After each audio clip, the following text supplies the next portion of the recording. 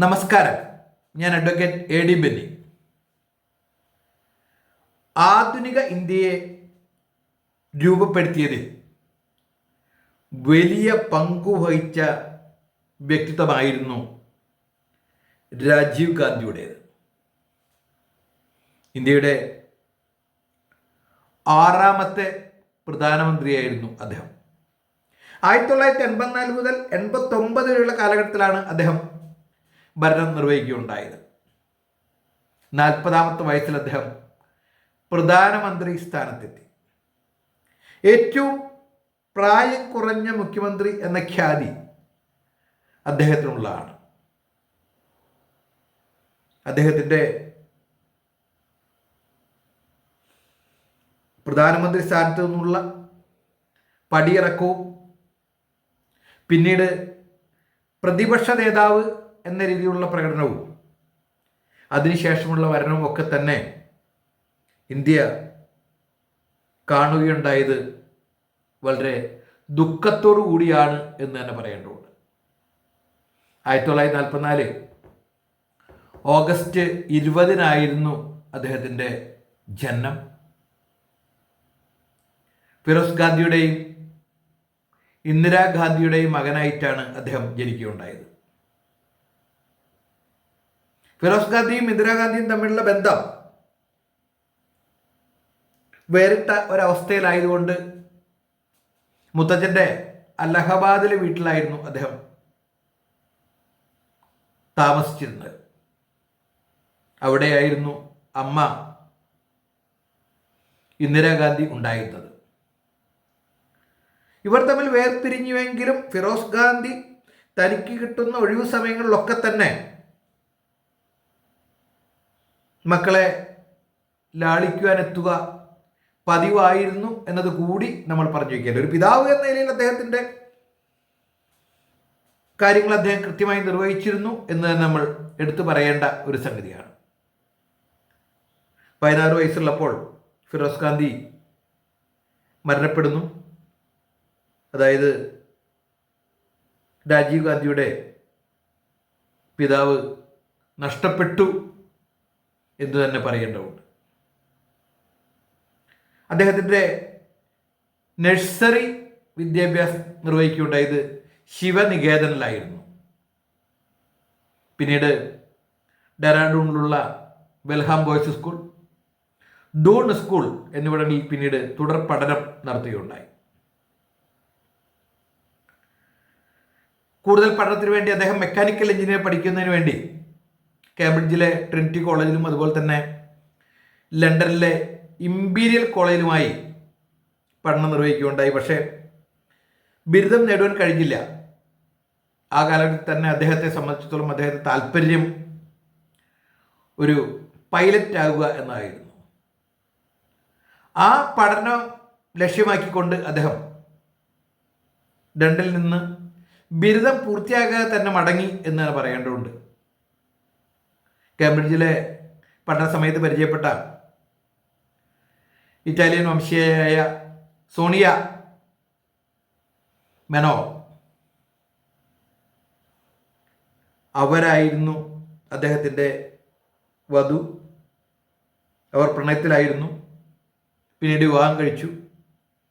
അവരാണ് സോണിയ ഗാന്ധി എന്ന് അറിയപ്പെടുന്ന ഇന്ത്യയിലെ ഇപ്പോഴത്തെ കോൺഗ്രസ് നേതാവ്. ആ വിവാഹബന്ധത്തെ ഇരു കുടുംബവും കാര്യമായി അംഗീകരിക്കുകയുണ്ടായില്ല. പ്രത്യേകിച്ചും ഒരു ഇന്ത്യയിലെ ഒരു പ്രധാന രാഷ്ട്രീയ കുടുംബത്തിലേക്ക് മകളെ വിവാഹം ചെയ്ത് കൊടുക്കുവാനായിട്ട് അവരുടെ കുടുംബത്തിന് താല്പര്യമുണ്ടായിരുന്നില്ല. ഇന്ദിരാഗാന്ധിക്കാകട്ടെ സ്വന്തം മകൻ ഒരു ഇന്ത്യക്കാരിയെ വിവാഹം കഴിക്കണമെന്നുള്ള അതിയായ ആഗ്രഹവും ഉണ്ടായിരുന്നു. ഈ രണ്ട് പശ്ചാത്തലവും എതിർത്ത് നിന്നിട്ട് പോലും ഇവരുടെ ആ ഒരു പ്രണയം സാഫല്യമണിഞ്ഞു. വിവാഹഘട്ടത്തിലെത്തിയപ്പോൾ ഇന്ദിരാഗാന്ധി ഒക്കെ തന്നെ അത് വളരെ സന്തോഷത്തോടുകൂടി അനുഗ്രഹിച്ചു എന്നാണ് ചരിത്രം പറയുന്നത്. എന്തൊക്കെയാണെങ്കിലും രാജീവ് ഗാന്ധി എന്ന് പറയുന്ന ആ വ്യക്തി അദ്ദേഹത്തിൻ്റെ പ്രവർത്തന മികവുകളൊക്കെ തന്നെ പിന്നീട് ഇന്ത്യക്ക് വലിയ മുതൽക്കൂട്ടായി മാറി എന്നതും നമ്മൾ പറഞ്ഞു വയ്ക്കേണ്ട ഒരു സംഗതിയാണ്. ഇന്ത്യൻ എയർലൈൻസിലെ വൈമാനികനായി അദ്ദേഹം ജോലി നോക്കുകയുണ്ടായി. അദ്ദേഹത്തിൻ്റെ സഹോദരൻ കൊല്ലപ്പെട്ടതിനെ തുടർന്നാണ് യഥാർത്ഥത്തിൽ അദ്ദേഹം രാഷ്ട്രീയത്തിലേക്ക് വരികയുണ്ടായത്. രാഷ്ട്രീയത്തോട് അദ്ദേഹത്തിന് ഒരു പ്രതിപത്തിയും ഉണ്ടായിരുന്നില്ല. രാഷ്ട്രീയത്തിൽ അദ്ദേഹം ഇറങ്ങുന്നതിനോട് സോണിയയ്ക്കും പ്രതിപത്തി ഉണ്ടായിരുന്നില്ല എന്നത് കൂടി നമ്മൾ മനസ്സിലാക്കേണ്ടതുണ്ട്. അനിവാര്യമായിട്ടുള്ള ഒരിറങ്ങലായിരുന്നു അത്. അക്കാലത്ത് ഇന്ദിരാഗാന്ധിയെ ഭരണത്തിൽ സഹായിച്ചിരുന്നത് സഞ്ജയ് ഗാന്ധിയായിരുന്നു. അടിയന്തരാവസ്ഥ കാലത്തൊക്കെ തന്നെ സഞ്ജയ് ഗാന്ധിയുടെ അപ്രമാദിത്വം വളരെ പ്രകടമായിരുന്നു എന്നാണ് ചരിത്രം പറഞ്ഞു വയ്ക്കുന്നത്. സഞ്ജയ് ഗാന്ധിയെ കുറിച്ച് പലർക്കും വിരുദ്ധാഭിപ്രായങ്ങളുണ്ടായിരുന്നു. പക്ഷേ രാജീവ് ഗാന്ധിയെ സംബന്ധിച്ചിടത്തോളം അദ്ദേഹം ഇപ്രകാരമുള്ള ഒരു അധികാര രാഷ്ട്രീയത്തിലേക്ക് കടക്കുവാനോ ഭാവിയിൽ ഒരു രാഷ്ട്രീയ പ്രവർത്തകനായി മാറുവാനോ ഒരു ഘട്ടത്തിൽ താല്പര്യം കാട്ടുകയുണ്ടായില്ല. സഞ്ജയ് ഗാന്ധിയുടെ മരണത്തിന് ശേഷം സ്വാഭാവികമായിട്ടും അദ്ദേഹം പത്രപ്രവർത്തകരോട് പറയുകയുണ്ടായി താൻ രാഷ്ട്രീയത്തിൽ ഇറങ്ങില്ല എന്നാണ്. പക്ഷേ എന്നിരുന്നാൽ പോലും അദ്ദേഹത്തിന് അമ്മയുടെ നിർബന്ധപ്രകാരം അദ്ദേഹത്തിൻ്റെ രാഷ്ട്രീയത്തിലേക്ക് ഇറങ്ങേണ്ടി വന്നു എന്നാണ് യാഥാർത്ഥ്യം. 1981 ഫെബ്രുവരിയിൽ അമേഠിയിൽ നിന്ന് അദ്ദേഹം ലോക്സഭയിലേക്ക് തെരഞ്ഞെടുക്കുകയുണ്ടായി. വലിയ ഭൂരിപക്ഷത്തിലാണ് അദ്ദേഹം തെരഞ്ഞെടുക്കപ്പെടുകയുണ്ടായത്. അതിനുശേഷം പിന്നീട് ഇന്ദിരാഗാന്ധി കൊല്ലപ്പെട്ട സാഹചര്യത്തിൽ അദ്ദേഹത്തിന് മറ്റൊന്നും ചിന്തിക്കുവാൻ പോലും സാധിക്കാത്ത രീതിയിലുള്ള വലിയ സമ്മർദ്ദം ഉണ്ടാവുകയും അദ്ദേഹത്തിന് പ്രധാനമന്ത്രി എന്ന് പറയുന്ന ഇന്ത്യയുടെ ആ സ്ഥാനത്തേക്ക് കയറിയിരിക്കേണ്ട ഒരു സാഹചര്യം വന്നു ചേരുകയും ഉണ്ടായി എന്നാണ് യാഥാർത്ഥ്യം. അപ്രകാരം ഒരു ഉയർന്ന പ്രധാനമന്ത്രി എന്ന തലത്തിലുള്ള ഒരു പോസ്റ്റ് ഏറ്റെടുക്കുവാനും അദ്ദേഹത്തിന് യാതൊരു താല്പര്യം ഉണ്ടായിരുന്നു. പക്ഷേ വലിയ നിർബന്ധമായിരുന്നു ആ കാലത്തെ കോൺഗ്രസ് പ്രവർത്തകരിൽ നിന്നുണ്ടായത്. മറ്റു മാർഗങ്ങളില്ലാതെയാണ് അദ്ദേഹം പ്രധാനമന്ത്രി സ്ഥാനം ഏറ്റെടുക്കുകയുണ്ടായത്. അദ്ദേഹത്തെ നാമനിർദ്ദേശം ചെയ്യുകയായിരുന്നു ഇന്ദിരയുടെ മരണത്തോടുകൂടി. 1984 പൊതു തിരഞ്ഞെടുപ്പിൽ ഇന്ത്യൻ പാർലമെന്റ് കണ്ട ഏറ്റവും വലിയ ഭൂരിപക്ഷത്തിലാണ് ഇന്ത്യൻ നാഷണൽ കോൺഗ്രസ് വിജയിക്കുകയുണ്ടായത് എന്നത് കൂടി നമ്മൾ പറഞ്ഞു വയ്ക്കേണ്ട ഒരു സംഗതിയാണ്.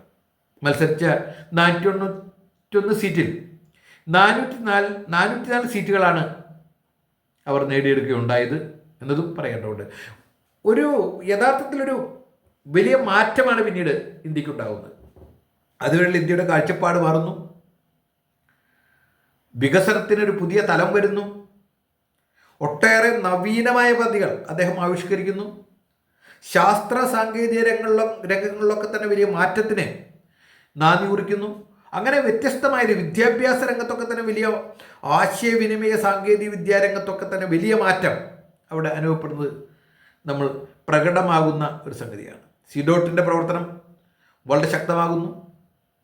അതുപോലെ തന്നെ അദ്ദേഹം അമേരിക്കയുമായുള്ള ബന്ധം മെച്ചപ്പെടുത്താൻ ശ്രമിക്കുകയുണ്ടായി. സ്വാഭാവികമായിട്ടും ഇന്ത്യ സോഷ്യലിസ്റ്റ് ഏരിയയിലായിരുന്നു.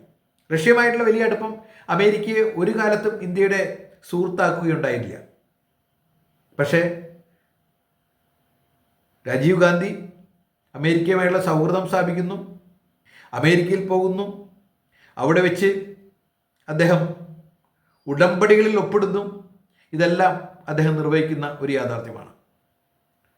പലപ്പോഴും അമേരിക്കയുടെ ബന്ധം ഒരു കാരണവശാലും ഇന്ത്യക്ക് സാധ്യമല്ല എന്ന് കരുതിയ ഒരു കാലഘട്ടത്തിലാണ് അദ്ദേഹം അവിടെ ചെന്ന് നല്ല ബന്ധം സ്ഥാപിക്കുകയുണ്ടായത് എന്നത് കൂടി നമ്മൾ കാണേണ്ട ഒരു സംഗതിയാണ്.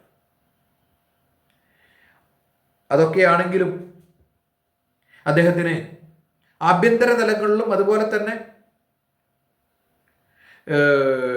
ഇന്ത്യയുടെ ചുറ്റുമുള്ള ഇടങ്ങളിലെ ഇടപെടലുകളുമൊക്കെ തന്നെ ചില പിഴവുകൾ സംഭവിച്ചു എന്നത് കൂടി നമ്മൾ കാണേണ്ടതുണ്ട്. അദ്ദേഹത്തിൻ്റെ അമ്മ ഇന്ദിരാഗാന്ധി മരിച്ചപ്പോൾ ഉണ്ടായ സിഖ് വിരുദ്ധ കലാപം അത് ഞെട്ടിക്കുന്നൊരു കലാപമായിരുന്നു. സിഖുകാരെ കൂട്ടത്തോടെ വധിക്കുന്ന ഒരു സംഗതി ഉണ്ടായി. ആ സമയത്ത് വളരെ കോൺട്രവേഴ്സ്യൽ ആയിട്ടുള്ള വളരെ വിവാദപരമായൊരു പ്രസ്താവന രാജീവ് ഗാന്ധിയുടേതേ പുറത്തു വരികയുണ്ടായി. വൻമരങ്ങൾ വീഴുമ്പോൾ ഭൂമി അല്പം കുലുങ്ങുന്നത് സ്വാഭാവികമാണ് എന്നത്. അത് പ്രത്യേകിച്ചും എന്തുകൊണ്ട് രാജീവ് ഗാന്ധിയുടെ ഭാഗത്ത് നിന്ന് അപ്രകാരം ഒരു പ്രസ്താവന ഉണ്ടായി എന്നത് പലരെയും അമ്പരപ്പിച്ചു. അപ്രകാരം ഒരു പ്രസ്താവന ഇറക്കുവാൻ ആ രീതിയിലുള്ളൊരു വ്യക്തിത്വത്തിന് ഉടമയായിരുന്നില്ല അദ്ദേഹം എന്നത് കൂടി നമ്മൾ കാണേണ്ടതുണ്ട്. അത് അനുചിതമായി പോയി എന്ന് പല രീതിയിലുള്ള അഭിപ്രായങ്ങൾ ഉയരുകയുണ്ടായി. ഒരുപക്ഷെ അദ്ദേഹത്തിൻ്റെ ജീവിതത്തിലെ ഏറ്റവും ഒരു മോശമായ ഒരു വാചകം അതായിരിക്കും എന്നത് കൂടി നമ്മൾ കാണേണ്ട ഒരു സംഗതിയാണ്. ബാക്കി കാര്യങ്ങളിലൊക്കെ തന്നെ അദ്ദേഹത്തിൻ്റെ പ്രവർത്തനങ്ങളൊക്കെ തന്നെ വളരെ സജീവമായിട്ടുള്ള ഇടപെടലുകളായിരുന്നു. അടിസ്ഥാന വർഗത്തിൻ്റെയും പാർശ്വവൽക്കരിക്കപ്പെട്ടവരെയും ഒക്കെ വിഷയങ്ങൾ തീർക്കുവാനും എന്തിന് ന്യൂനപക്ഷങ്ങളെ എങ്ങനെയൊക്കെ സംരക്ഷിക്കാം ആ രീതിയിലേക്കൊക്കെ തന്നെയുള്ള പ്രവർത്തനങ്ങളാണ് അദ്ദേഹത്തിൻ്റെ ഭാഗത്തുനിന്നുണ്ടായത്. പ്രത്യേകിച്ചും ഷബാനു കേസിൻ്റെ പശ്ചാത്തലത്തിലൊക്കെ തന്നെ അദ്ദേഹം സുപ്രീം കോടതിയുടെ വിധിക്ക് അതിനെ ലഘൂകരിക്കുന്ന രീതിയിൽ അതിൻ്റെ പ്രസക്തി നഷ്ടപ്പെടുന്ന രീതിയിലുള്ള നിയമനിർമ്മാണം തന്നെ നടത്തിയുണ്ടായി ന്യൂനപക്ഷങ്ങളെ സംരക്ഷിക്കുന്നതിന് വേണ്ടി. അത് ഒരു നല്ല തീരുമാനമാണ് എന്നൊന്നും പറയാൻ കഴിയില്ല. പക്ഷേ എന്നിരുന്നാലും അത്തരത്തിലുള്ള നീക്കങ്ങൾ അദ്ദേഹത്തിൻ്റെ ഭാഗത്തുനിന്നുണ്ടായി എന്നത് നമ്മൾ മനസ്സിലാക്കിയെടുക്കേണ്ട ഒരു സംഗതിയാണ്.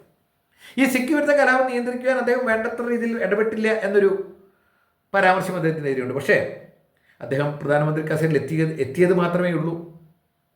അതുകൊണ്ട് തന്നെ അദ്ദേഹത്തിന് ഒരുപാട് പരിമിതികൾ ഉണ്ടായിരുന്നു. അദ്ദേഹം മനഃപൂർവ്വം അത് ചെയ്യാതിരുന്നതല്ല, മറിച്ച് അദ്ദേഹത്തിൻ്റെ ആ ഘട്ടത്തിൽ അദ്ദേഹത്തിൻ്റെ കുറേ പരിമിതികളിൽ നിന്നുകൊണ്ട് പ്രവർത്തിച്ചുകൊണ്ട് മാത്രമാണ് അദ്ദേഹത്തിന് അപ്രകാരം കലാപം വേണ്ടത്ര രീതിയിൽ അടിച്ചമർത്താനാകാതെ പോയത് എന്നൊരു വാദവും ബദലായിട്ടുണ്ട്. അതുപോലെ തന്നെ അദ്ദേഹത്തിൻ്റെ മറ്റു ചില ഇടപെടലുകൾ, മാലിയിലെ ഇടപെടൽ, മാലിയെ സംബന്ധിച്ച് വിമതരുടെ ആക്രമണം നടക്കുമ്പോൾ പ്രസിഡന്റ് അബ്ദുൽ ഖയ്യൂം സഹായത്തിനായി അമേരിക്കയെ ഒന്നും വിളിച്ചില്ല, ഇന്ത്യയെയാണ് വിളിച്ചത്. ഇന്ത്യ ഇടപെടുകയും വളരെ വേഗത്തിൽ ആ വിഷയം അവസാനിപ്പിക്കുകയും ചെയ്യുന്ന ഒരു വലിയ ഇടപെടലായിരുന്നു എന്നതുകൂടി നമ്മൾ മനസ്സിലാക്കണം. 1500ഓളം പട്ടാളക്കാരാണ് അതിനുവേണ്ടി ആ ഉദ്യമത്തിന് വേണ്ടി ഇറങ്ങുകയുണ്ടായത്. അങ്ങനെ വലിയ പ്രവർത്തനം ആ മാലിയുമായി ബന്ധപ്പെട്ടുകൊണ്ട് നിർവഹിക്കുകയുണ്ടായി. എന്നാൽ ശ്രീലങ്കയിലെ ഇടപെടൽ കൈപ്പൊള്ളി എന്ന് പറയുന്നതിലും തെറ്റില്ല. ശ്രീലങ്കയെ സംബന്ധിച്ച്, പ്രത്യേകിച്ചും അദ്ദേഹത്തെ സംബന്ധിച്ചിടത്തോളം ശ്രീലങ്ക ഒരു വലിയ വിഷയമായിരുന്നു. പഴയകാലത്ത് ശ്രീലങ്കയ്ക്ക് ഇന്ത്യയുടെ ഭാഗത്തുള്ള സഹായങ്ങൾ ഉണ്ടായിരുന്നു. പ്രത്യേകിച്ച് ശ്രീലങ്കയിലെ തമിഴ് വംശീയർക്ക് ശ്രീലങ്ക പതിയെ പതിയെ ഒരു കലാപഭൂമിയായി മാറുകയുണ്ടായി. ഇന്ത്യ അതിരുവിട്ട് ശ്രീലങ്കയെ സമീപിക്കുന്നു, ശ്രീലങ്കൻ തമിഴരെ സഹായിക്കുന്നു എന്ന് പറയുന്ന വലിയ ആരോപണമുണ്ടായി. അവസാനം ശ്രീലങ്കയും ഇന്ത്യയും കൂടി ഒരു കരാർ ഒപ്പിടുന്നു.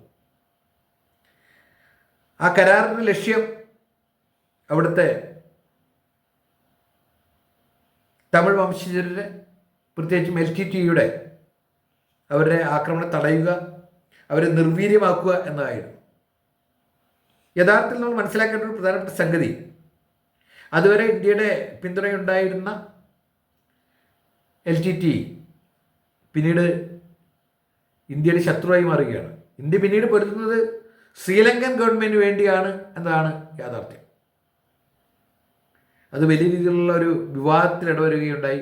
ഇന്ത്യ ശ്രീലങ്ക സമാധാന കരാർ ഒപ്പിട്ടതിന് ശേഷം അടുത്ത ദിവസം ഗാർഡ് ഓഫ് ഓണർ നടത്തുന്ന ഘട്ടത്തിൽ ശ്രീലങ്കൻ നാവികനായിട്ടുള്ള ബീദർ റഹാന അദ്ദേഹം തോക്കിൻ്റെ പാത്തി കൊണ്ട് രാജീവ് ഗാന്ധിയുടെ തലയ്ക്കടിക്കുകയുണ്ടായി. പക്ഷേ നിസ്സാര പരിക്കുകളുടെ രാജീവ് ഗാന്ധി രക്ഷപ്പെടുകയുണ്ടായി, പാകിസ്ഥാൻ രക്ഷപ്പെടുകയുണ്ടായി. അപ്പോൾ യഥാർത്ഥത്തിൽ അത്രമാത്രം വൈരാഗ്യം ഇന്ത്യക്കെതിരെ അവിടെയുള്ള ശ്രീലങ്കൻ ഗവൺമെൻറ് ഭാഗത്തുനിന്നുണ്ടായിരുന്നു, അല്ലെങ്കിൽ ശ്രീലങ്കൻ ഗവൺമെൻറ്റിൻ്റെ കീഴിലുള്ള നേവി വിഭാഗത്തിലെ ഉദ്യോഗസ്ഥരൊക്കെ ഉണ്ടായിരുന്നു.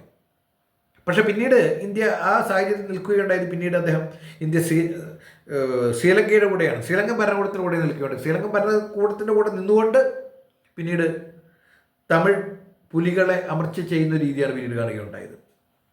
തമിഴ് പുലികളെ വളരെ വേഗത്തിൽ അമർച്ച ചെയ്യാമെന്നൊരു ധാരണയിലായിരുന്നു അപ്രകാരം ഒരു സന്ധി ചെയ്യുകയുണ്ടായത്. പക്ഷേ വിചാരിച്ച പോലെ ആ യുദ്ധം തീരുകയുണ്ടായില്ല. രണ്ട് ഭാഗത്തും വലിയ രീതിയിലുള്ള ആൾനാശം സംഭവിക്കുകയുണ്ടായി. തമിഴ് വംശീയരുടെ ഭാഗത്തു നിന്നും അതുപോലെ തന്നെ ഇന്ത്യൻ പട്ടാളത്തിൻ്റെ ഭാഗത്തു നിന്നും വലിയ രീതിയിലുള്ള ആൾനാശം സംഭവിക്കുകയുണ്ടായി. അവസാനം ശ്രീലങ്കൻ സർക്കാർ ഇടപെട്ടുകൊണ്ട് ശ്രീലങ്കൻ സർക്കാർ തന്നെ പറഞ്ഞു ഇന്ത്യയോട് വെടിനിർത്താൻ ആവശ്യപ്പെടുകയായിരുന്നു ശ്രീലങ്കൻ തമിഴ് വംശീയർക്കെതിരെ. അവസാനം ആ യുദ്ധം അവിടെ പര്യവസാനിക്കുകയും ഇന്ത്യയുടെ ലക്ഷ്യം പ്രാപ്തിയിലെത്താതെയുള്ള ഒരു മടക്കമാണ് പിന്നീട് കാണുകയുണ്ടായത്. ആ വൈരാഗ്യം പിന്നീട് LTTE പ്രവർത്തകർ വളരുകയുണ്ടായി. പിന്നീടാണ് ശ്രീപെരുമ്പത്തൂരിൽ വെച്ച് ഇന്ദിരാഗാന്ധി കൊല്ലപ്പെടുകയുണ്ടായത്. നിങ്ങൾ മനസ്സിലാക്കേണ്ട ഒരു ഘട്ടത്തിൽ ശ്രീലങ്കൻ സൈനികൻ നേവി ഉദ്യോഗസ്ഥൻ അദ്ദേഹത്തെ പാത്തി കൊണ്ടടിച്ച് കൊലപ്പെടുത്താൻ ശ്രമിക്കുന്നു. പിന്നീട് അവരെ സഹായിച്ചതിൻ്റെ പേരിൽ, ശ്രീലങ്കൻ ഗവൺമെൻറ് സഹായിച്ചതിൻ്റെ പേരിൽ പിന്നീട് അവരോടൊപ്പം നിന്ന് പ്രവർത്തിച്ചുകൊണ്ട്, ശ്രീലങ്കൻ സൈന്യത്തിനോടൊപ്പം നിന്ന് പ്രവർത്തിച്ചുകൊണ്ട് തമിഴ് വംശീയരെ ഉന്മൂലനം ചെയ്തു എന്ന അതിനുവേണ്ടി ശ്രമം നടത്തി എന്നതിൻ്റെ ഒരു ഭാഗമായിക്കൊണ്ട് തമിഴ് വംശീയരുടെ ഭാഗത്ത് നിന്ന്, പ്രത്യേകിച്ചും ഈ LTTE ആളുകളുടെ ഭാഗത്ത് നിന്നുകൊണ്ട് അദ്ദേഹത്തിൻ്റെ ആക്രമണം നടക്കുന്നു, അദ്ദേഹം കൊല്ലപ്പെടുന്നു. യഥാർത്ഥത്തിൽ വലിയ ദുരന്തമായിരുന്നു അത് സംഭവിക്കുകയുണ്ടായത്. തേൻമൊഴി രാജരത്നം എന്നും തനു എന്നും അറിയപ്പെടുന്ന കലൈവാണി രാജരത്നം എന്നവരായിരുന്നു സൂയിസൈഡ് ബോംബറായി രാജീവ് ഗാന്ധിയുടെ മുന്നിൽ പ്രത്യക്ഷപ്പെട്ടുകൊണ്ട് ആ വധം നടപ്പാക്കുകയുണ്ടായത്. ആ സമയത്ത് അദ്ദേഹം ഇലക്ഷൻ പ്രചരണത്തിലായിരുന്നു. ആളുകളോടൊക്കെ തന്നെ വളരെ സ്നേഹപൂർവ്വം പെരുമാറുന്ന രീതിയായിരുന്നു അദ്ദേഹത്തിൻ്റേത്. വലിയ വാത്സല്യത്തോടുകൂടി തന്നെ കാണുമ്പോൾ വരുന്ന, തൻ്റെ അടുക്കിലേക്ക് വരുന്ന ആളുകളെ ഒരു സുരക്ഷാ രീതികളും വകവയ്ക്കാതെ അദ്ദേഹത്തിൻ്റെ അടുത്തിലേക്ക് മാടി വിളിക്കുക അദ്ദേഹത്തിൻ്റെ സ്വഭാവമായിരുന്നു. അതാണ് അദ്ദേഹത്തിൻ്റെ മരണത്തിലേക്ക് കലാശിക്കപ്പെട്ടത് എന്നത് കൂടി നമ്മൾ കാണേണ്ടതുണ്ട്. അപ്പോൾ സ്വാഭാവികമായും ഇന്ത്യയെപ്പോലെ ഒരു രാഷ്ട്രത്തിൽ ഭരണം നടത്തുമ്പോൾ ഒട്ടേറെ പ്രാദേശികമായിട്ടുള്ള സംവിധാനങ്ങളുണ്ട്. അവരിൽ പലരും അതൃപ്തരാണ്. ഏത് സമയത്തും ആക്രമിക്കപ്പെടുവാനുള്ള സാധ്യത നിലനിൽക്കുന്ന ഒരു ഭരണ സംവിധാനമാണിത്. ഇന്ദിരാഗാന്ധി കൊല്ലപ്പെടുന്നു, രാജീവ് ഗാന്ധി കൊല്ലപ്പെടുന്നു. ഇതൊക്കെ അവരെ സംബന്ധിച്ചോളം ചില അനിവാര്യമായ ഘട്ടങ്ങളിലൂടെ കടന്നു പോകുമ്പോൾ, ആ അനിവാര്യമായ ഘട്ടങ്ങളിലൂടെ കടന്നു പോകുമ്പോൾ ഉണ്ടാകുന്ന ചില പ്രതിസന്ധികളിലൂടെ ഉരുത്തിരിഞ്ഞു വരുന്ന പലരുടെയും വിഷമത്തിൻ്റെ, അവരുടെ ഉള്ളിലുള്ള പ്രതികാരത്തിൻ്റെ ഭാഗമായിട്ടാണ് ഈ കൊലകളൊക്കെ നടക്കുന്നത്. എത്ര തന്ത്രപൂർവ്വം കാര്യങ്ങൾ കൈകാര്യം ശ്രമിച്ചു കഴിഞ്ഞാലും ഒരു വിഭാഗം ശത്രുക്കൾ ഉണ്ടാകും എന്നതൊരു യാഥാർത്ഥ്യമാണ്. അതിൻ്റെ ഇരയായി രാജീവ് ഗാന്ധി കൊല്ലപ്പെടുക 1991 മെയ് 21 അദ്ദേഹം കൊല്ലപ്പെടുകയുണ്ടായത്. പ്രത്യേകിച്ചും അദ്ദേഹത്തിൻ്റെ കാലഘട്ടം, അദ്ദേഹത്തിൻ്റെ ഭരണകാലഘട്ടം എന്ന് പറയുമ്പോൾ, പ്രത്യേകിച്ചും 5 വർഷത്തെ കാലഘട്ടം എന്ന് പറയുമ്പോൾ 1984 89 വരെയുള്ള കാലഘട്ടം എന്ന് പറയുമ്പോൾ യഥാർത്ഥത്തിൽ അതൊരു ഇന്ത്യയെ സംബന്ധിച്ചോളം പറയുമ്പോൾ അതൊരു ഇന്ത്യക്കൊരു മുതൽക്കൂട്ടായിരുന്നു എന്നത് നമ്മൾ കാണേണ്ട ഒരു സംഗതിയാണ്. വിദ്യാഭ്യാസ രംഗത്ത് വികസനം എന്നത് വലിയ ഒരു പദ്ധതിയായിട്ട് അദ്ദേഹം മാറ്റുകയുണ്ടായി. ലോകോത്തര നിലവാരമുള്ള സാങ്കേതിക വിദ്യ ഇന്ത്യക്ക് വേണം, അതിനുവേണ്ടിയുള്ള സംവിധാനങ്ങൾ വേണം, അതിനുള്ള വിദ്യാഭ്യാസം നൽകണം എന്ന നിലപാട് അദ്ദേഹം ഉറപ്പുവരുത്തുകയുണ്ടായി.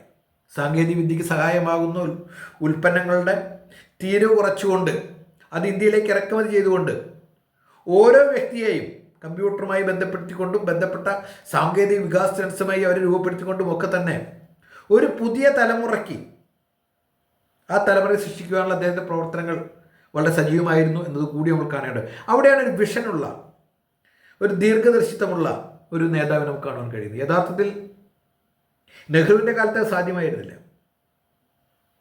ഇന്ദിരാഗാന്ധിയുടെ കാലഘട്ടത്തിലാണെങ്കിൽ അവർ സോഷ്യലിസ്റ്റ് ഏരിയയിലായിരുന്നു. എന്നാൽ രാജീവ് ഗാന്ധി രംഗത്ത് വരുന്നതോടുകൂടി ചിത്രത്തിന് വലിയ മാറ്റമാണ് സംഭവിക്കുകയുണ്ടായത്. നമുക്കറിയാം, പഴയൊരു തലമുറയെ തൊട്ട് മുന്നുള്ള തലമുറകൾ പരിശോധിക്കുമ്പോൾ ആ കാലഘട്ടത്തിൽ എത്ര സാമ്പത്തിക ശേഷിയുള്ളൊരു വ്യക്തിയെ സംബന്ധിച്ച് പോലും ഒരു ആധുനികമായിട്ടുള്ളൊരു ഉപകരണം ലഭിക്കുവാനായിട്ട് അത് സാധ്യമല്ലാത്തൊരു കാലഘട്ടമായിരുന്നു. പക്ഷേ അവിടെ നിന്ന് ഇന്ത്യ രാജീവ് ഗാന്ധിയുടെ കാലഘട്ടത്തിന് ശേഷം ഇന്ത്യക്ക് വന്നിട്ടുള്ള കരുത്തിരി വിദ്യാഭ്യാസത്തിന് പ്രാധാന്യം കൊടുത്തിട്ട് ആളുകളെ പ്രബുദ്ധരാക്കുക, സാങ്കേതിക വിദ്യയിൽ മികവുറ്റവരാക്കുക, ആ രീതിയിലൊക്കെ തന്നെ അദ്ദേഹത്തിൻ്റെ പ്രവർത്തനം നമ്മൾ കാണുകയുണ്ടായി. നവോദയ വിദ്യാലയങ്ങൾ ആരംഭിച്ച അദ്ദേഹമായിരുന്നു, ആ കാലഘട്ടത്തിലായിരുന്നു. ഉപഭോക്തൃ സംരക്ഷണ നിയമം കൊണ്ടുവരേണ്ടത് അദ്ദേഹമായിരുന്നു. അപ്പോൾ വലിയ രീതിയിലുള്ള ദീർഘദർശിത്വമുള്ള പ്രവർത്തനങ്ങൾ കാഴ്ചവെക്കുവാനും സമൂഹത്തെ ഉദ്ധരിക്കുവാനുമുള്ള, സമൂഹത്തെ ഈ രീതിയിൽ പഴകിയ രീതികളിൽ നിന്ന് തികച്ചും വ്യത്യസ്തമായി അവരെ എല്ലാ രീതിയിലും എക്യുപ്ഡാക്കി മാറ്റുവാനുള്ള അദ്ദേഹത്തിൻ്റെ ഭാഗത്തുനിന്നുണ്ടായി. അതിൻ്റെ പരിണിത ഫലമാണ് ഇന്ത്യയുടെ ഇന്നത്തെ വികസനം എന്നത് കൂടി നമ്മൾ കാണേണ്ട ഒരു സംഗതിയാണ്. പലപ്പോഴും പലരും മടി കാണിച്ച ഒരു സംഗതിയാണത്. പരമ്പരാഗത രീതിയിൽ നിന്ന് മാറിപ്പോവുക, മാറി ചിന്തിക്കുക എന്നൊക്കെ പറഞ്ഞു കഴിഞ്ഞാൽ പലപ്പോഴും നമ്മുടെ ആളുകൾക്ക് അത് ഉൾക്കൊള്ളുവാൻ കഴിയുകയില്ല. പക്ഷേ കർശനമായ നിലപാടുകളിലൂടി രാജീവ് ഗാന്ധി രാഷ്ട്രത്തിൻ്റെ താല്പര്യങ്ങൾ മുൻനിർത്തിക്കൊണ്ട് രാഷ്ട്രം പഴയ രീതിയിൽ മുന്നോട്ട് പോയി കഴിഞ്ഞാൽ വികസനത്തിൻ്റെ കാര്യത്തിൽ വലിയ പുറകിലാകും എന്നുള്ള കൃത്യമായ തിരിച്ചറിവോടുകൂടിയാണ് അദ്ദേഹം വികസനത്തിന് വേണ്ടിയുള്ള, അത് വികസനം പൊടുന്നനെ വരുന്നതല്ല, അതിനെ ആളുകളെ എക്യുപ്ഡാക്കിക്കൊണ്ട് പിന്നീട് അവരെ വളർത്തിയെടുക്കുകയും ലോകത്തിലെ ഒന്നാം സ്ഥാനത്തേക്ക് നമ്മൾ കയറുകയും ചെയ്യുക എന്ന കൃത്യമായ ഒരു വിഷണറി പ്രവർത്തനം അദ്ദേഹത്തിൻ്റെതായിട്ടുണ്ടായിരുന്നു. അദ്ദേഹത്തിൻ്റെ ആ ദീർഘവീക്ഷണമാണ് ഇന്ത്യയെ ഈ നിലയിലെത്തിക്കുകയുണ്ടായത്. ഒരുപക്ഷെ അദ്ദേഹം കൊല്ലപ്പെട്ടിരുന്നില്ലെങ്കിൽ, പിന്നീട് വരുന്ന തെരഞ്ഞെടുപ്പിൽ അദ്ദേഹം വിജയിക്കുന്ന ഒരു സാഹചര്യം ഉണ്ടായിരുന്നെങ്കിൽ ഇന്ത്യയുടെ മുഖച്ഛായ വലിയ രീതിയിൽ മാറുമായിരുന്നു. ഈ ഒരു തടസ്സവും പോലും ഉണ്ടാകുമായിരുന്നില്ല. ഇപ്പോഴുള്ള ഒരു കാലതാമസം പോലും ഇല്ലാതെ വളരെ സജീവമായിട്ടുള്ള ഇടപെടലുകൾ പിന്നീട് അദ്ദേഹത്തിൻ്റെ ഭാഗത്ത് ഉണ്ടായിരിക്കും എന്ന കാര്യത്തിൽ യാതൊരു സംശയമില്ല. ദൗർഭാഗ്യവശാൽ അദ്ദേഹം കൊല്ലപ്പെടുകയുണ്ടായി. അപ്പോൾ പ്രത്യേകിച്ചും അദ്ദേഹത്തെ സംബന്ധിച്ചിടത്തോളം അദ്ദേഹത്തിൻ്റെ ഒരു കാഴ്ചപ്പാട്, അത് ഇന്ത്യയുടെ വലിയ രീതിയിലുള്ള മാറ്റങ്ങൾ വരുത്തുവാൻ അദ്ദേഹത്തിന് കഴിഞ്ഞു എന്ന കാര്യത്തിൽ യാതൊരു സംശയമില്ല. അദ്ദേഹത്തെ സംബന്ധിച്ചുണ്ടായ മറ്റൊരു പ്രധാനപ്പെട്ട ആരോപണം എന്ന് പറയുന്നത് ബോഫോഴ്സ് കുംഭകോണവുമായി ബന്ധപ്പെട്ട സംഗതിയാണ്. സ്വിറ്റ്സർലൻഡിലെ ബോഫോഴ്സ് കമ്പനിയിൽ നിന്ന് 155 mm ഫീൽഡ് റോഡ് മസ്റ്റർ തോക്കുകൾ വാങ്ങുന്നതുമായി ബന്ധപ്പെട്ടുകൊണ്ടുള്ള അദ്ദേഹത്തിൻ്റെ തീരുമാനത്തിൽ വലിയ രീതിയിലുള്ള, ഭരണകൂടത്തിൻ്റെ തീരുമാനത്തിൽ വലിയ രീതിയിലുള്ള അഴിമതി നടന്നു എന്ന ആരോപണമുണ്ടായി. അത് തെളിയിക്കപ്പെട്ടിട്ടൊന്നുമില്ല. പക്ഷെ എന്നാൽ പോലും അതൊരു അദ്ദേഹത്തിൻ്റെ പ്രതിച്ഛായയ്ക്ക് അത് മങ്ങലേൽപ്പിക്കുന്ന രീതിയിലേക്കുള്ള ഒരു കാരണമായി മാറി എന്നത് നമ്മൾ ശ്രദ്ധിക്കേണ്ട ഒരു സംഗതിയാണ്. പലപ്പോഴും മനസ്സറിയാത്ത കാര്യങ്ങൾ, ഒരു പക്ഷേ സ്വന്തം രാഷ്ട്രീയ കക്ഷിക്ക് വേണ്ടി നമുക്കതിൻ്റെ സത്യസന്ധമായ കൃത്യമായ ഒരു കാര്യങ്ങൾ അറിയില്ല. പക്ഷെ എന്നാൽ പോലും ഇത്തരത്തിലുള്ള ചില ആരോപണങ്ങൾ അധികാരസ്ഥാനത്തിരിക്കുമ്പോൾ വരും എന്ന കാര്യത്തിൽ യാതൊരു തർക്കവുമില്ല. പ്രത്യേകിച്ച് രാഷ്ട്രീയത്തിൽ ഇതൊക്കെ പറഞ്ഞു വെച്ചുള്ള സംഗതിയാണ്. പക്ഷേ ആ ബോഫോഴ്സ് വിവാദം ഉണ്ടായാൽ പോലും ബോഫോഴ്സ് വിവാദത്തെ അദ്ദേഹം മറികടന്നു എന്നാണ് യാഥാർത്ഥ്യം. അദ്ദേഹം നേരത്തെ നമ്മൾ പറയുകയുടെ ശ്രീ പെരുമ്പത്തൂരിൽ വെച്ച് കൊല്ലപ്പെട്ടു എന്ന് പറയപ്പെടുകയുണ്ടായി. ആ കൊല്ലപ്പെടുന്ന ഇലക്ഷനിൽ സ്വാഭാവികമായിട്ടും അദ്ദേഹത്തിന് വിജയസാധ്യതകളേറെയായിരുന്നു. ആ ഇലക്ഷൻ അദ്ദേഹം തിരിച്ചു വരുമായിരുന്നു. പക്ഷേ എന്നിരുന്നാൽ പോലും അദ്ദേഹത്തിന് ഒരു വിവാദം അദ്ദേഹത്തിൻ്റെ പ്രതിച്ഛായയ്ക്ക് മാറ്റി കുറയ്ക്കുകയുണ്ടായി എന്നതും നമ്മൾ പറഞ്ഞു വയ്ക്കേണ്ട ഒരു സംഗതിയാണ്. പലപ്പോഴും നമ്മളെ സംബന്ധിച്ചിടത്തോളം നമ്മൾ പറയുക ഒരു പ്രധാനപ്പെട്ട കാര്യം, അധികാരത്തിന് വേണ്ടി കുടുംബാധിപത്യത്തിൻ്റെ ഭാഗമായി വന്നൊരു വ്യക്തിത്വമാണ് രാജീവ് ഗാന്ധി എന്നാണ് പറയുക. പക്ഷേ രാജീവ് ഗാന്ധി കുടുംബാധിപത്യത്തിൻ്റെ ഭാഗമായി നമുക്ക് വ്യാഖ്യാനിക്കാം. പക്ഷേ രാജീവ് ഗാന്ധി എന്ന് പറയുന്ന മനുഷ്യന് അതിന് താല്പര്യം ഉണ്ടായിരുന്നില്ല. തന്നെ സംബന്ധിച്ചിടത്തോളം താൻ രാഷ്ട്രീയത്തിൽ വരേണ്ടവനല്ല എന്നും തൻ്റെ ജീവിതം വേറെ രീതിയിലാണ് അത് കരുപ്പിടിപ്പിക്കേണ്ടതെന്നുള്ള കൃത്യമായൊരു ധാരണ ഉണ്ടായിരുന്നു. അദ്ദേഹം ഇന്ത്യൻ എയർലൈൻസിൽ വൈമാനികനായിരുന്നു എന്ന് പറയുമ്പോൾ ഒരു പ്രധാനമന്ത്രിയുടെ മകനാണ്. അദ്ദേഹത്തിന് യാതൊരു രീതിയിലും മടിയും ഉണ്ടായിരുന്നില്ല. അല്ലെങ്കിൽ എത്രയോ സാധ്യത അദ്ദേഹത്തിൻ്റെ രാഷ്ട്രീയത്തിൽ ചേരുവാനായിട്ട്, അല്ലെങ്കിൽ രാഷ്ട്രീയ രംഗത്ത് കടന്നു വരുവാനായിട്ട് അദ്ദേഹത്തിന് എന്തെല്ലാം സാധ്യതകളുണ്ടായിരുന്നു. പക്ഷേ ആ സാധ്യതകളൊന്നും തന്നെ അദ്ദേഹം വിനിയോഗിക്കുകയുണ്ടായില്ല. സഹോദരൻ മരിച്ചതിൻ്റെ ഭാഗമായിട്ടുള്ള ഒരു നിവൃത്തിയില്ലായ്മയെ തുടർന്നാണ് അദ്ദേഹം രാഷ്ട്രീയത്തിൽ വരികയുണ്ടായത് എന്നതുകൂടി നമുക്ക് കാണേണ്ട ഒരു സംഗതിയാണ്. അല്ലാതെ രാഷ്ട്രീയത്തിലേക്ക് വരുവാൻ വേണ്ടി, പ്രത്യേകിച്ചും സഞ്ജയ് ഗാന്ധിയുടെ മരണം, പിന്നീട് ഇന്ദിരാഗാന്ധിയുടെ മരണം, ഇതെല്ലാം ഉപയോഗിച്ചുകൊണ്ടാണ് അദ്ദേഹം രാഷ്ട്രീയത്തിലേക്ക് വരുന്നത്. എന്നിട്ട് പോലും നിർഭയനായിരുന്നുകൊണ്ട് തൻ്റെ ജീവൻ ഏത് നിമിഷത്തിൽ അപകടത്തിലാകുമെന്നുള്ള തിരിച്ചറിവോടുകൂടി ഇരുന്നുകൊണ്ടാണ് അദ്ദേഹം ഇവിടെ രാഷ്ട്രീയത്തിൽ നിറഞ്ഞാടുകയുണ്ടായത്. അദ്ദേഹത്തിൻ്റെ ഒരിക്കലും ഇലക്ഷൻ ക്യാമ്പയിനിലുള്ള എൻ്റെ ഹൃദയം ഭാരതത്തിന് വേണ്ടി തുടിക്കുന്നു എന്ന രീതിയിലുള്ള വലിയ പ്രചരണം ഒരു കാലം നടക്കുകയുണ്ടായി. യഥാർത്ഥത്തിൽ അദ്ദേഹത്തിനെ സംബന്ധിച്ച് ഇന്ത്യ എന്ന് പറയുന്നത് അദ്ദേഹത്തെ ഹൃദയത്തിൽ സൂക്ഷിച്ചിരുന്നു എന്നത് ഒരു യാഥാർത്ഥ്യമായി തന്നെ നമ്മൾ കാണേണ്ട ഒരു സംഗതിയാണ്. പോരായ്മകളുണ്ടായിരിക്കും, പല രീതിയിലുള്ള പോരായ്മകളുണ്ടായിരിക്കും. ഒരു ഭരണാധികാരി ഭരണം നടത്തുമ്പോൾ ഒരുപാട് കാര്യങ്ങൾക്ക് വിധേയനാകേണ്ടി വരുമെന്നത് യാഥാർത്ഥ്യമാണ്. പക്ഷേ അതെല്ലാം തൻ്റെ താല്പര്യത്തിനനുസരിച്ചല്ല, മറിച്ച് ഒരു ഭരണകൂടത്തിൻ്റെ താല്പര്യത്തിനനുസരിച്ച് വേണ്ടി ഒരു രാഷ്ട്രത്തിൻ്റെ താല്പര്യത്തിനനുസരിച്ചാണ് അദ്ദേഹം നിർവഹിച്ചത് എന്നതിൽ ആർക്കും യാതൊരു സംശയവും പറയാൻ കഴിയുകയില്ല. നെഹ്റുവിന് ശേഷം ചൈന സന്ദർശിച്ച ഒരു പ്രധാനമന്ത്രിയായിരുന്നു അദ്ദേഹം. അമേരിക്കയുമായിട്ടുള്ള ഉടമ്പടിയെക്കുറിച്ച് നമ്മൾ നേരത്തെ പറയുകയുണ്ടായി. അതുപോലെ തന്നെ മിസോ കരാർ, ആസാം കരാർ, പഞ്ചാബ് കരാർ, ഇതെല്ലാം അദ്ദേഹം ഒപ്പുവയ്ക്കുകയുണ്ടായി. ആ ഒപ്പുവയ്ക്കലൊക്കെ തന്നെ ഓരോ പ്രതിസന്ധികളെ അവസാനിപ്പിക്കുകയായിരുന്നു, ഓരോ വിഷയങ്ങളെ അവസാനിപ്പിക്കുകയായിരുന്നു. ജനങ്ങളുടെ ഭാഗത്ത് നിന്ന് കാര്യങ്ങൾ കേൾക്കുവാനും ജനങ്ങൾക്ക് പറയാനുള്ളത് ഉൾക്കൊള്ളുവാനുമുള്ള ഒരു മാനസിക നില അദ്ദേഹത്തിനുണ്ടായിരുന്നു. സമ്പന്നതയുടെ അധികാരത്തിൻ്റെ നിറവിൽ നിന്ന് വരുമ്പോഴും സാധാരണക്കാരൻ്റെ പ്രശ്നങ്ങളും അവൻ്റെ വളർച്ചയ്ക്ക് വേണ്ടി എന്തൊക്കെ ഉപകരിക്കുമെന്നുള്ളതിനെക്കുറിച്ച് കൃത്യമായി പഠിച്ചുകൊണ്ട് കൃത്യമായി മൂല്യനിർണ്ണയം ചെയ്തുകൊണ്ടുള്ളൊരു മുന്നോട്ടുള്ള പ്രയാണമായിരുന്നു രാജീവ് ഗാന്ധി നടത്തുകയുണ്ടായത് എന്ന കാര്യത്തിൽ യാതൊരു സംശയവുമില്ല. രാജീവ് ഗാന്ധിക്ക് സമാനനായി മറ്റൊരു പ്രധാനമന്ത്രി ഇന്ത്യയിൽ ഉണ്ടായിട്ടുണ്ടോ? അധികാരവും ശക്തിയുമുള്ള ആളുകൾ ഉണ്ടായിട്ട്, പക്ഷേ കൃത്യമായി ദിശാബോധമുള്ള ഒരു രാഷ്ട്രത്തെ എങ്ങോട്ട് നയിക്കണം, പുതിയ തലമുറ എങ്ങനെ ചിന്തിക്കുന്നു എന്നതിനെക്കുറിച്ച് കൃത്യമായിട്ടുള്ള ദിശാബോധം പുലർത്തിയ ഒരു വ്യക്തിത്വമായിരുന്നു അദ്ദേഹം എന്ന കാര്യത്തിൽ സംശയമില്ല. രാഷ്ട്രീയത്തിലെ പരിചയസമ്പന്നതയുടെ കുറവൊക്കെ തന്നെ ചില രീതിയിലുള്ള ഏറ്റക്കുറച്ചിലുകൾ അദ്ദേഹത്തിൻ്റെ പ്രവർത്തനങ്ങളിൽ ഒരുപക്ഷെ ഉണ്ടായിട്ടുണ്ടായിരിക്കാം. പക്ഷേ അതിനെല്ലാം മറികടക്കുന്ന രീതിയിലുള്ള പ്രവർത്തനങ്ങളാണ് അദ്ദേഹം രാഷ്ട്രീയ രംഗത്ത് അദ്ദേഹം പുലർത്തിയത് എന്ന കാര്യത്തിൽ യാതൊരു സംശയമില്ല. രാജീവ് ഗാന്ധി കൊല്ലപ്പെട്ട ഡൽഹിയിൽ അദ്ദേഹത്തിൻ്റെ സ്മാരകത്തെ വീർ ഭൂമി എന്നാണ് അറിയപ്പെടുകയുണ്ടായത്. ഇന്ത്യയെ സംബന്ധിച്ചിടത്തോളം രാജീവ് ഗാന്ധിയുടെ ആ കാലഘട്ടത്തിലെ മരണം യഥാർത്ഥം ഞെട്ടിപ്പിക്കുന്നതായിരുന്നു. അത് ഇന്ത്യയെ വേണമെങ്കിൽ നമുക്ക് പറയാം അല്പം പുറകിലേക്ക് ഇന്ത്യയെ നടത്തിയില്ലേ എന്നത് കൂടി ചിന്തിക്കേണ്ട ഒരു സംഗതിയാണ്. രണ്ട് മക്കൾ, രാഹുൽ ഗാന്ധിയും പ്രിയങ്ക ഗാന്ധിയും, അതായത് പ്രിയങ്ക വധേരയും, ഇന്നത്തെ രാഷ്ട്രീയ ചുറ്റുപാടിലും ആ കുടുംബത്തിൻ്റെ പ്രസക്തി ഏറെയാണ് എന്നത് കൂടി നമ്മൾ കാണേണ്ടതുണ്ട്. ഒരുപക്ഷെ കുടുംബാധിപത്യം എന്നൊക്കെ നമ്മൾ വിലപിക്കുമ്പോഴും അവിടെ യഥാർത്ഥത്തിൽ കാണുന്നത് അത് ആ കുടുംബത്തിന് താല്പര്യമല്ല, ഭരണത്തിലേക്ക് വരുവാനുള്ള കുടുംബത്തിന് താല്പര്യമല്ല കാണുന്നത്, പക്ഷെ മറിച്ച് ആ കുടുംബം നിയന്ത്രിക്കണമെന്നുള്ള ജനങ്ങളുടെ മോഹമാണ് പലപ്പോഴും അവിടെ പ്രകടമാകുന്നത്. നമുക്ക് രാജീവ് ഗാന്ധി ഉദാഹരണമായി എടുക്കാം. രാജീവ് ഗാന്ധിയെ സംബന്ധിച്ച് അങ്ങനെ യാതൊരു രീതിയിലുള്ള ആഗ്രഹം ഉണ്ടായിരുന്ന ഒരാളല്ല. വഴിമാറിപ്പോകണമെന്ന് വിചാരിച്ച് എന്നും പ്രവർത്തിച്ചൊരു വ്യക്തിത്വമായിരുന്നു അദ്ദേഹം. പക്ഷേ അവസാനം അദ്ദേഹത്തിൻ്റെ തോളിൽ ഭരണഭാരം വരികയുണ്ടായി. അത് തന്നെ അദ്ദേഹത്തിൻ്റെ മരണത്തിൽ കലാശിച്ചു എന്നത് കൂടി നമ്മൾ കാണേണ്ടതുണ്ട്. സുഖമായൊരു ജീവിതം, അതിൽ താല്പര്യം കാട്ടിയിരുന്ന അദ്ദേഹത്തിന് അവസാനം കൊല്ലപ്പെടുവാനായിരുന്നു വിധി എന്നത് കൂടി നമ്മൾ കാണേണ്ടതുണ്ട്. അവിടെ യഥാർത്ഥത്തിൽ അദ്ദേഹത്തിൻ്റെ ഒരു ത്യാഗമാണ് നിർവഹിക്കപ്പെടുക. അദ്ദേഹത്തിനറിയാം താൻ രാഷ്ട്രീയത്തിൽ വന്നു കഴിഞ്ഞാൽ തൻ്റെ ജീവിതം സുഖമായിരിക്കില്ല എന്നറിഞ്ഞുകൊണ്ട് തന്നെയാണ് അദ്ദേഹം രാഷ്ട്രീയത്തിൽ കടന്നു വരുന്നത്.